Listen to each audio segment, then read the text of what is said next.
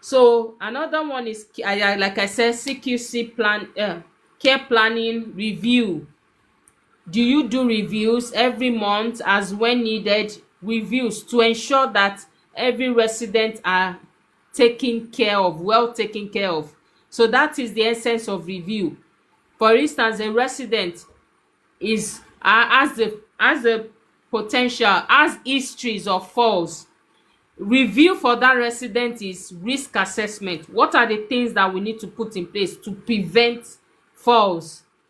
So the review, you can have it with, you can have it with the manager, and the manager can have it with the family, just to discuss how to help the resident to prevent them from having falls. Because frequent falls can lead to when they have falls and they're having their hips is broken because of a fall, and they will need to be taken to the hospital. So we want to prevent all those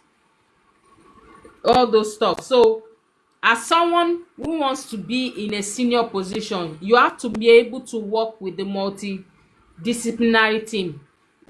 Always remember that anything that has to do with care, giving quality care, person-centered care, involves multidisciplinary team. What do I mean? For you to give a person-centered care, you're not just working by yourself. Your carer, your team leader, your manager. No, you work with other people. So the other people you work with are multidisciplinary team. They can be the GP, they can be the district nurses, they can be the SALT team, speech and language team. They can be the mental capacity team, they can be the safeguarding team. So all these people, we work with them to ensure that every resident is well taken care of.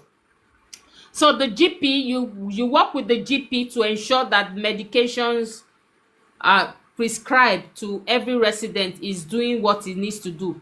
The outcome is great. So if a resident is complaining of vomiting, feeling like vomiting due to a medication, you need to write it down. If another resident is complaining that due to a medication they are constipated, you need to write it down. If it's so frequent, you need to speak to the manager, and the manager will send a note to the GP. The manager can tell you to send it to the GP. So what that does is, the GP will hold a review meeting, medication review meeting,